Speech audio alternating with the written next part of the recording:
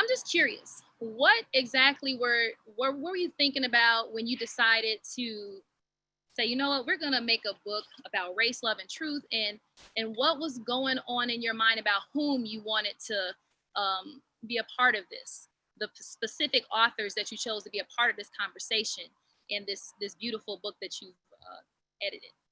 Well, actually, the talk was a follow-up to We Rise, We Resist, We Raise Our Voices, an anthology that was released in 2018. And in that anthology, there were 52 creators of books for children, authors and illustrators who contributed to that anthology. And what we wanted to do with that anthology was to address the toxic environment that was happening at the time. The campaign was was really tough and challenging for a lot of people. And then after the election ended and we found out who had won the election, a lot of people were like very distressed, and we felt the kids were as well. So, and we were looking for a way to encourage them, to offer love and support and hope. And that's when We Rise was born. Now, the talk was actually a follow-up to that because we felt that the conversation that we had started with We Rise needed to continue, but we needed to really be more specific about some of the issues that were impacting young people, and that we needed to really offer an opportunity for conversations to be had. Well, the talk is something that Black parents are familiar with, Black children are familiar with, and we thought it was important to really express to our readers that the talk is something that all parents need to have with their children. It's not just about walking down the street wearing a hoodie, or how to avoid confrontations with the police, or what to do, or how to say, or how to control yourself in a situation over sometimes you don't have any control. So the talk really issues in important conversations about self-esteem, who you are on the planet.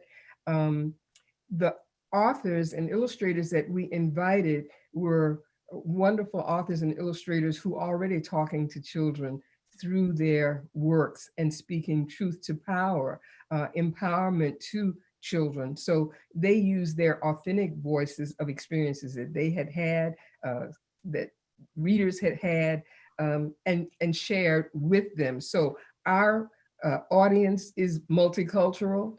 The focus of this country is broad. So there's not just one talk for Black children. There are talks from a number of authentic voices. So our authors and illustrators are Black, Indigenous, Iranian, there's Puerto Rican, Chinese American, Cuban American, Trinidadian, Vietnamese American, white. There's a mix of authors and illustrators that we've paired together who have related these experiences and conversations. And normally in books that deal with the issues that the talk deals with, the authors are authors of color. And we felt that the conversation was incomplete if we did not have a white voice also a part of the conversation. That's why we felt it was important to invite Adam and also Selena Alco. She's a white mother, but she has an interracial child, so she also contributed to the piece. So we felt that the conversation needed to be broadened, and we need to involve everyone in the conversation, because if the problems that we are dealing with could be solved only by people of color, they would have been solved years ago. So we cannot solve them by ourselves. Amen. I would just, can I just jump on to add on something there? I think beautifully said, both of you. And I think, we all bring into any space we walk into so much. My piece is called Our Inheritance, and I talk about what I inherited from my family: money, traditions, but also racism, culture of racism that we don't intend, we don't want, but we have.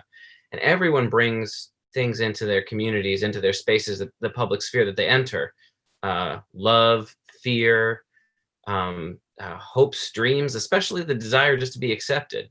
And so this, one of the things I love about this collection is you see sort of what everyone carries into the public life.